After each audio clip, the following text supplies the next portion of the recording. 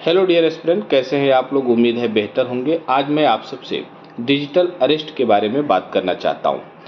आप लोग तमाम तरह के वीडियो देखते होंगे, रील देखते होंगे जो डिजिटल अरेस्ट को लेकर बनाए गए हैं। काफ़ी कॉमेडियाँ बनाई गई हैं डिजिटल अरेस्ट को लेकर। तो चूंकि ये विषय इसलिए महत्वपूर्ण हो गया क्योंकि पश्चिम बंगाल में डिजिटल अरेस्ट यानी धोखाधड़ी में सजा का पहला मामला दर्ज किया गया और तब से ये विषय चर्चा में है। प्रतियोगी परीक्षा की दृष्टि से भी महत्वपूर्ण है। उसके अंदर क्या क्या सेक्शन है, क्या लॉ क्या कहता है, ये तमाम बातों पर हम चर्चा करेंगे। लेकिन हमें ये समझना है कि जो पश्चिम बंगाल में मामला दर्ज किया गया, ये दोषी एक ऐसे गिरोह के हिस्सा थे जिसने डिजिटल अरेस्ट धोखाधड़ी के माध्यम से 100 से अधिक लोगों से 100 करोड़ से अधिक रुपए का ठगी करने का काम किए। अब प्रश्न यह आता है कि आखिर डिजिटल अरेस्ट क्या है। तो यह एक धोखाधड़ी है जिसमें भय, छल या धमकी का उपयोग करके पीड़ितों से धन की मांग की जाती है। तरीका क्या है। पीड़ितों को एक फ़ोन कॉल, ईमेल या मैसेज प्राप्त होता है जिसमें उनसे कहा जाता है कि वे किसी गैर कानूनी गतिविधि जैसे कि पहचान की चोरी या मनी लॉन्ड्रिंग में शामिल है।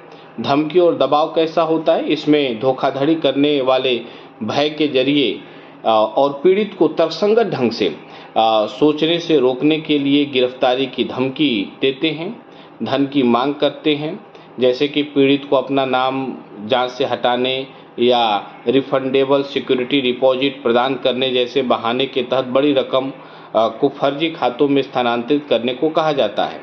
तो इसके एडमिनिस्ट्रेटिव पहलू क्या है, ये हमको समझना है, जानना है। और ये भी एग्जाम के पॉइंट ऑफ व्यू से महत्वपूर्ण है। यूपीएससी और स्टेट पीसीएस जैसे एग्जाम में इस तरह के क्वेश्चन पूछे जाते हैं। कॉन्सेप्चुअल भी क्वेश्चन पूछे जा सकते हैं। मेंस के पॉइंट ऑफ व्यू से भी ये महत्वपूर्ण है क्योंकि आजकल ये काफ़ी चर्चा का विषय बना हुआ है।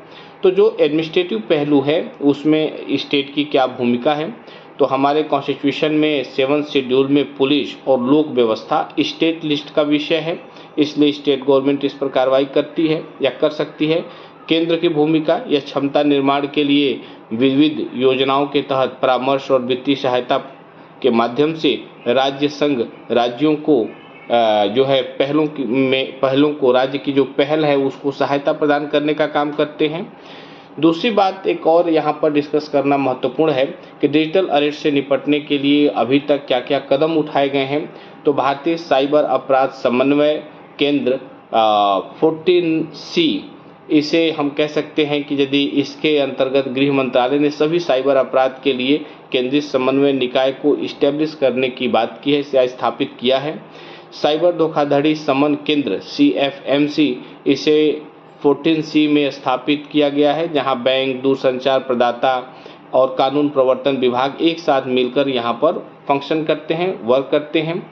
समन्वय प्लेटफॉर्म, यह अंतर्राष्ट्रीय या एक तरह से कहेंगे तो इंटर स्टेट, अंतर्राष्ट्रीय कहना उचित नहीं होगा, इंटर स्टेट अपराध लीकेज के लिए डेटा संग्रह और समन्वय प्रणाली के रूप में काम करता है।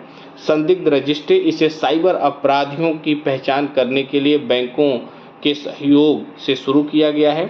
रिपोर्ट एंड चेक जो है सस्पेक्ट, जो उसको हम कहते हैं कि cybercrime.government.in पर एक नया फीचर है जहां नागरिक अपराधी डेटाबेस सर्च कर सकते हैं। और CERT, इनके दिशा निर्देश को हमें फॉलो करना है या समझना है।